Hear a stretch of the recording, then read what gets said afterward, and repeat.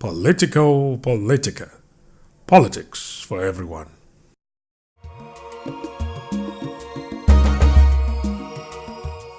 Welcome back to Politico Politica with me, your host, Isabella Akinseye. It's time for our Project Lagos segment. So this is an opportunity for you to share your plans. But before you do that, how would you rate the state of affairs in your constituency? In my constituency right now, from what I'm seeing, I'm not impressed with what is going on. There's a lot of poverty all over. It's only this part of Mushin one that you can say maybe it's okay, but when you go to the other side, this part, Ilukpeju, but when you go from the Alakara Ujuri, because sometimes I'll take a cab, drive through. Honestly, I don't believe this is Lagos. So I think there's still a lot of things we need to do, especially on our children. A lot of children are out of school. People are being used for political talks.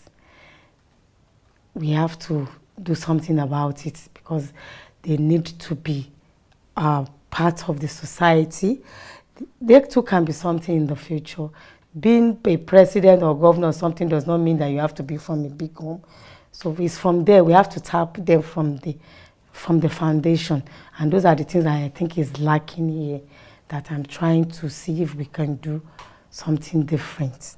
And when you speak to these people and you're telling them about your plans, what do they want from you in terms of representation? I'm a member of an NGO that we represent even in the United Nations, and we take children to Geneva every year. So I plan to, we're going to do educational, maybe a debate or something. We'll pick from the lower class, those that perform very well. We'll be able to take them next year for them to have that kind of exposure with their parents too, and from there it will help them to be able to know that, look, because what I notice is that children, so if you don't give them that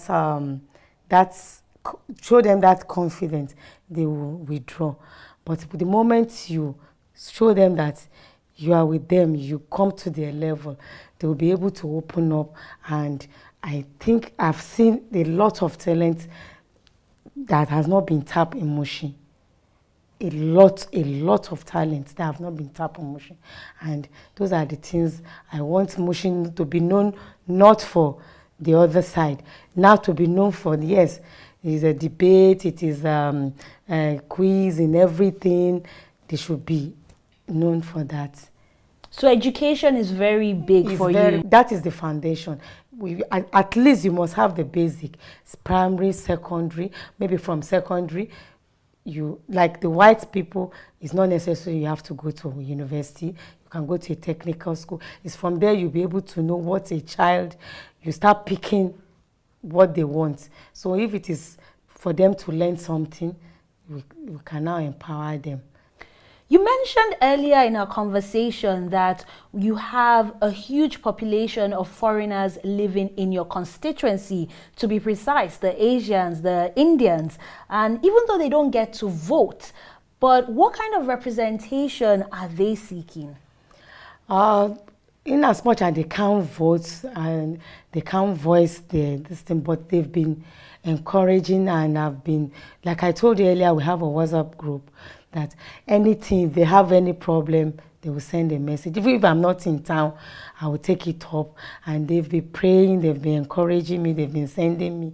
To be honest, I've not asked for fund from them, but I know if I should said I need fund, they are ready to assist. But they've prayed for me. They've said they're going to go all out of their ways to make sure that somebody that they believe can do something for them is voted in. That's because I still have those words they've said. That this is the first time they haven't somebody that is having their voice, that I listen to them.